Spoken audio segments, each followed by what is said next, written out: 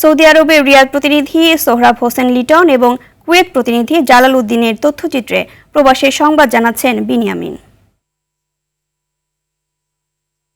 Saudi আরবের রাজধানী রিয়াদে অনুষ্ঠিত হয়েছে তৃতীয় গ্লোবাল লেবার মার্কেট কনফারেন্স। সম্মেলনে বাংলাদেশের প্রবাসী কল্যাণ ও বৈদেশিক কর্মসংস্থান মন্ত্রণালয়ের উপদেষ্টা ডক্টর আসিফ নজরুল ও আন্তর্জাতিক শ্রম সংস্থার মহাসচিব সহ ৩৫ দেশের শ্রমমন্ত্রীরা অংশ নেন। সেখানে বাংলাদেশের শ্রমবাজারের গুণগত পরিবর্তনের কথা উল্লেখ করেন ডক্টর আসিফ নজরুল। তিনি বলেন, বাংলাদেশের শ্রমিকদের দক্ষতা বৃদ্ধি সহ শ্রমিক আইন সংশোধনের মাধ্যমে মজুরি বৈষম্য দূরীকরণ এবং তাদের ন্যায্য অধিকার নিশ্চিতে কাজ করছে সরকার। এ লক্ষ্যে সৌদি শ্রমবাজারের প্রকৃত চাহিদার সাথে সামঞ্জস্য রেখে প্রতি মাসে প্রায় ৬০,০০০ কর্মীকে বিভিন্ন পেশায় দক্ষতার সার্টিফিকেট দেয়া হচ্ছে। তাই সৌদি আরবে বাংলাদেশি শ্রমিকদের নিয়োগ আরো সহজ ও নিরাপদ হবে বলে আশাবাদ ব্যক্ত করেন উপদেষ্টা আসিফ নজরুল।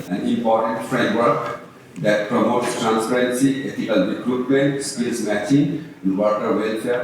কুয়েতে বরিশাল বিভাগীয় প্রবাসী কল্যাণ পরিষদের বনভোজন অনুষ্ঠিত হয়েছে। সংগঠনের সভাপতি হোসেন আহমেদ আজিজের সভাপতিত্বে ও সাধারণ সম্পাদক নজরুল ইসলাম শাহিনের সঞ্চালনায় অনুষ্ঠানে প্রধান অতিথি ছিলেন বাংলাদেশ বিজনেস কাউন্সিল কুয়েতের সভাপতি লুৎফর রহমান মুখাই আলী। বিশেষ অতিথি ছিলেন ডাক্তার এস.এম. মনিরুজ্জামান, আজিজুর রহমান, প্রকৌশলী ফরিদ উদ্দিন, মনিরুজ্জামান রুজু, রফিকুল ইসলাম, গোলাম কিবরিয়া ও কাদের ইউসুফ আকুন। অনুষ্ঠানে বক্তব্য দেন আলী আব্দুল ওয়াহিদ, ফয়েজ কামাল, শাহনেওয়াজ নজরুল, মোর্শেদ আলম ভুইয়া ও শামসুল আলম সহ অনেকেই।